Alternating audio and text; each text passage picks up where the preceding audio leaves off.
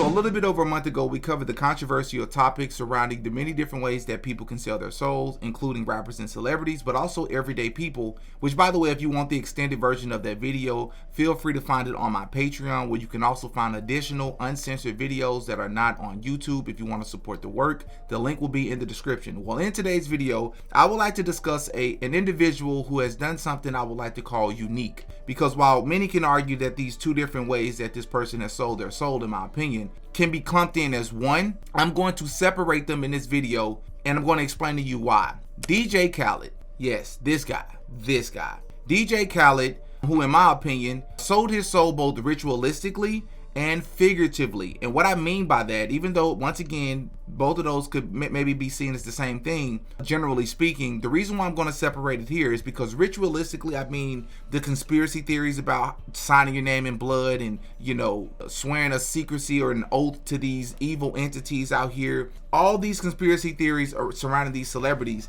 We're going to talk about how DJ Khaled allegedly has done that in this video, and then we're going to also talk about how he has figuratively done that in another way more recently that has been absolutely disgusting to witness. But before we do that, I just asked if you could just hit that like button for the algorithm so this video can reach more people like yourself. I would really appreciate that. But DJ Khaled in particular, we've discussed DJ Khaled on this channel a few times, but it's always been indirectly. I've never made an entire video dedicated to DJ Khaled. Today's your day, buddy. We're going to talk about this guy who I have very little to no respect for, especially when you delve into his backstory and who he is. A little bit less than a year ago, one of the most popular videos on this channel is my interview with Jonathan Hay. And in that video in particular, Jonathan Hay had some very interesting words to share about DJ Khaled and other celebrities. But I want you to hear about his experience, which, by the way, for those of you who don't know, Jonathan Hay is a former industry publicist for people like Rihanna. He worked with Jay-Z, he worked with Drake, he worked with a lot of these people. You can find it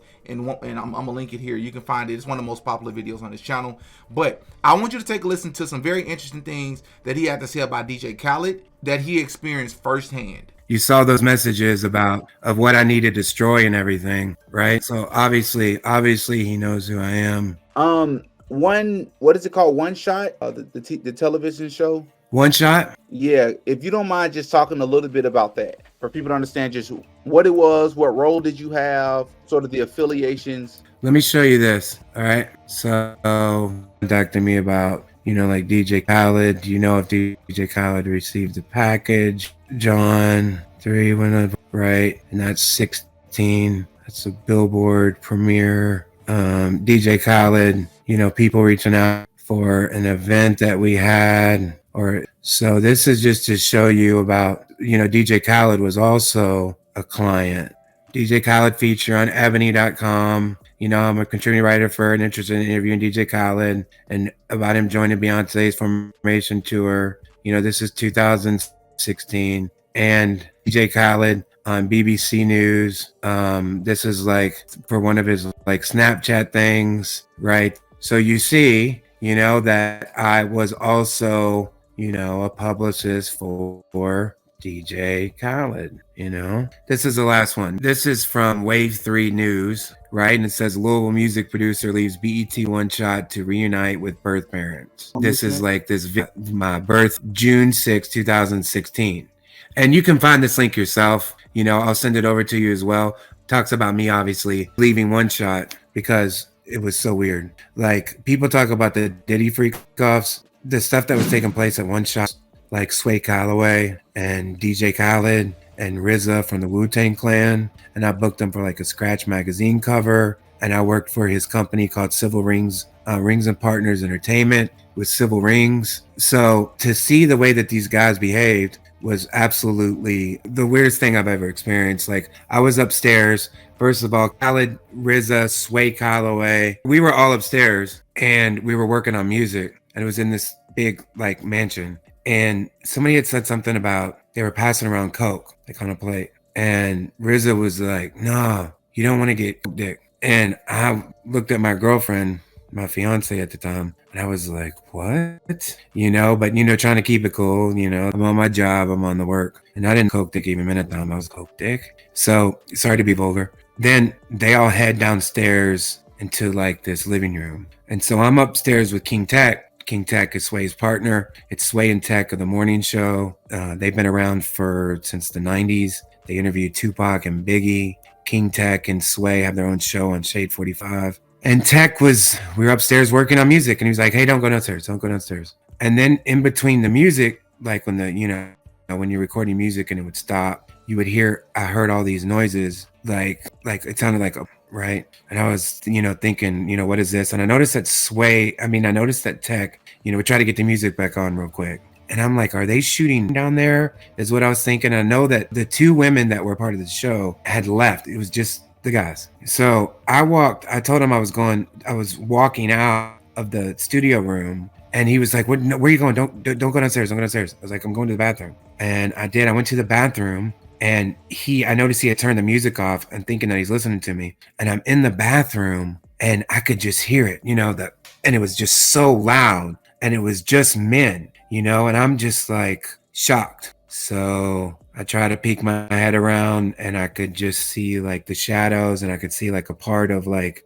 RZA, and he was, naked, and you could just hear them, all the men with all the sex noises going at it, like aggressive, and obviously with like RZA and Khaled and Sway. And I still don't know who the other person was. You could identify all their voices, and it was loud and it was vulgar and it was absolutely crazy. So then I walked back in the room, and I told Tech's playing the music, and I went up to him. I was like, what are they doing downstairs? He's like, oh, nothing. Just, they're working on the stuff. Just whatever it was. He was just like, BSing me. But at that point, I'm listening for it, and I could keep hearing it. Like they had their own, stuff happening, downstairs. About 30 minutes later, they came up, and it was the four of the guys. And that's when we all started, they all started drinking a little bit. And I was just completely shocked the whole time. And I was disgusted because I looked up to Sway Calloway as a journalist for so long. And he's married. And I looked up to Khaled, and he's married. It wasn't necessarily the homosexuality that bothered me as much as it was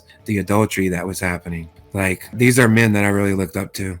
And the dishonesty and deceit from someone like RZA, who constantly preaches about, being good and being wholesome, and, and here he is, cheating on his wife with a man. Same with DJ Khaled, and it just really affected me, but what could I do? So why won't you say the words alleged, even for your protection from a legal perspective or otherwise? Why not use the word alleged? Because it's not alleged, because I witnessed, I saw it. Now, keeping that in mind, I want you to also take a listen to this guy who is the confirmed sex slave of Diddy. This is not a conspiracy theory. This guy's not just cuckoo. About 4 years ago, this gentleman shot up the Trump Hotel. When he was arrested, he went on this rant during a police interrogation where he was talking about all these different people and all these different things and what he learned about them when he was engaging in these sexual acts with them, which I believe to be satanic sex orgies.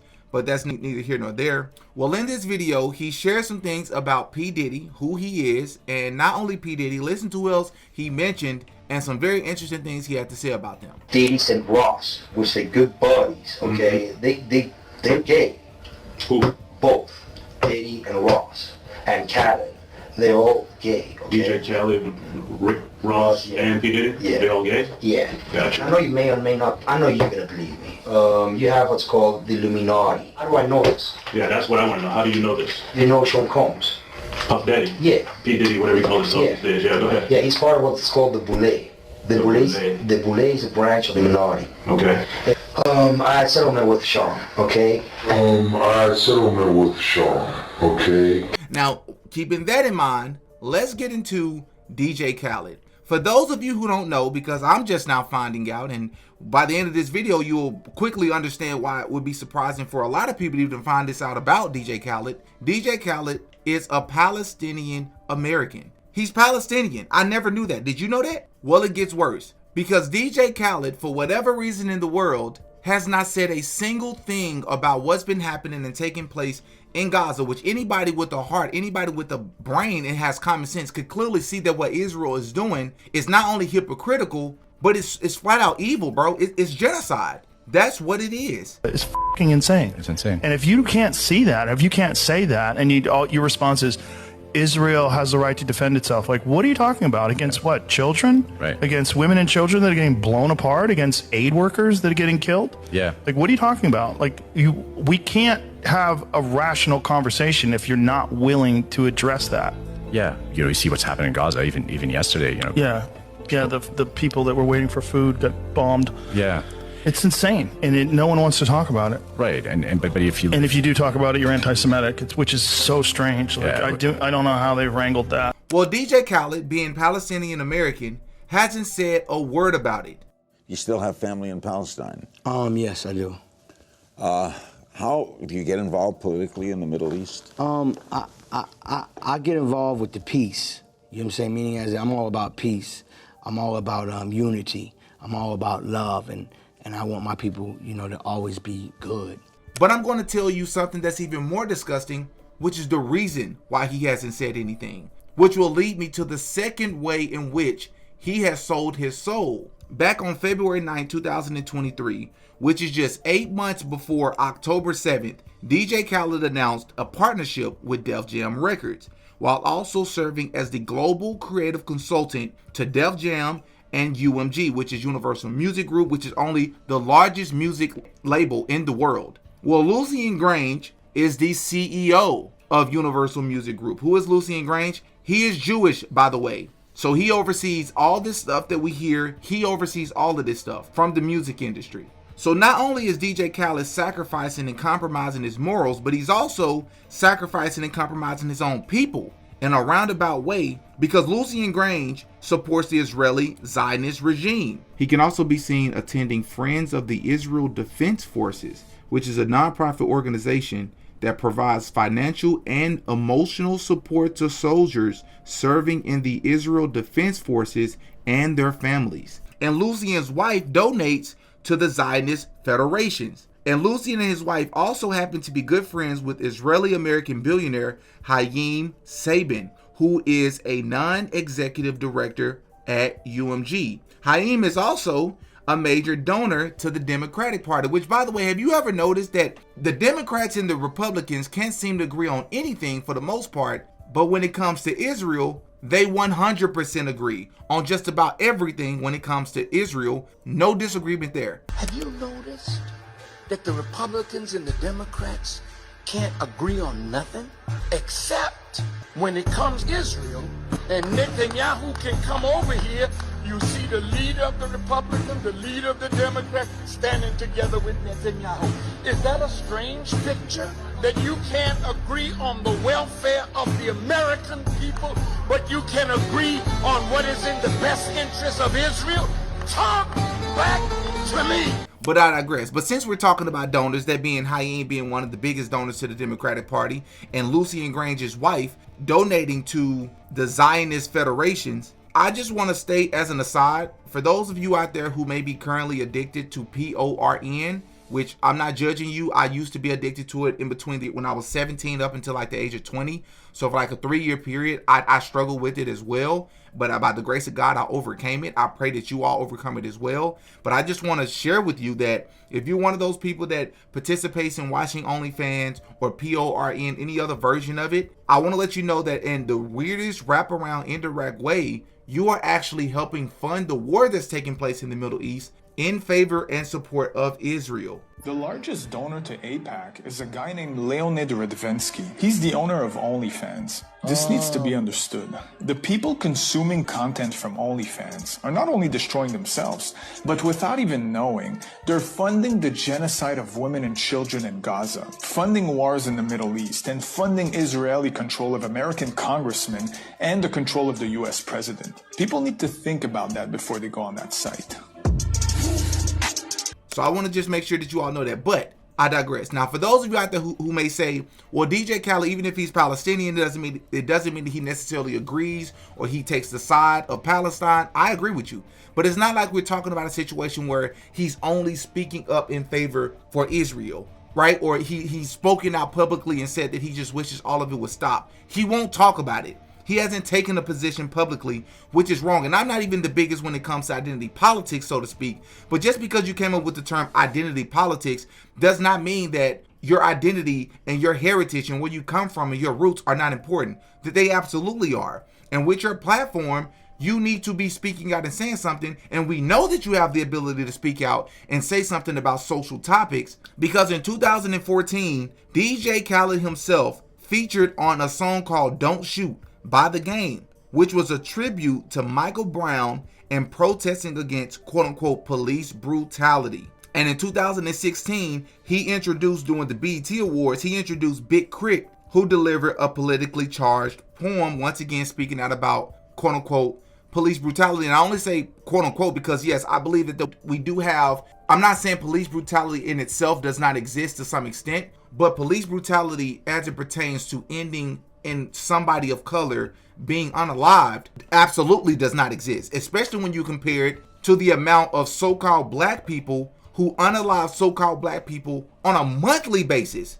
Is way more people that lose their life in a month than the amount of so-called black people who lose their life in a year by police. Which reminds me of the Dr. Martin Luther King documentary I just dropped, which, by the way, you should go and check it out if you haven't checked this out as of yet. It's the best video I've ever dropped on this channel, in my opinion, and it's not even close. But in that video, it's a portion of the video I talked about people like Reverend Al Sharpton and other people who tend to only show up to exploit the so-called black community, and it's because they're a part of something called Boule, and they took an oath to only speak up about certain things they're allowed to talk about, but they can't talk about other things. So in particular, they will all day long talk about or show up when a so-called black person is unalived by the police, whether that so-called black person was in the right or in the wrong, doesn't matter. They're gonna scream racism and exploit that situation in the name of black power. And it's because as a matter of fact, I don't even want to give too much away. You all should really go and check that out, because what DJ Khaled is currently doing 100% reminds me of that, because you can speak out about that, but you won't speak out about what's happening during that war because you've sacrificed your morals and you know you're going to get in trouble if you do it. You sold your own people out for fame and success, and it's disgusting. So disgusting that Dave Chappelle himself even just came out and called DJ Khaled out. And it's actually kind of funny. He said, DJ Khaled, let me tell you something. For a Palestinian, this man is awfully quiet right now. As a Palestinian, how could you be so quiet right now? And why are you so fat? People are starving. He's the only fat Palestinian on earth right now. And I 100% agree. But we know why. We 100% know why. Because with all the things that I shared in this video, DJ Khaled has sworn an allegiance to particular things that does not serve the interests of the Palestinian people or taking Palestine's side in this war. And it's wrong. But it's bright as day. It's obvious as ever the reason why he's doing it. Pray for everybody mentioned in this video. For what it's worth, I think it's obvious from this video. I think what Israel is doing is wrong. I think it's genocidal. I do believe that there's been atrocities on both sides. I do not support Hamas. I want to make sure that I'm clear about that. But standing up for the Palestinian people and what Israel is doing to them does not make, I shouldn't have to say that I don't support Hamas, because I think that should be obvious. But I want to make sure that I state that for anybody who want to hop in the comment section and say otherwise. Once again, pray for everybody mentioned in this video. DJ Khaled is disgusting. Everything I mentioned in this video about him is alleged, but you can do your own research and pull it up as well. As always, I'm Demetrius. I go by Diddy. That's all for this one. Peace.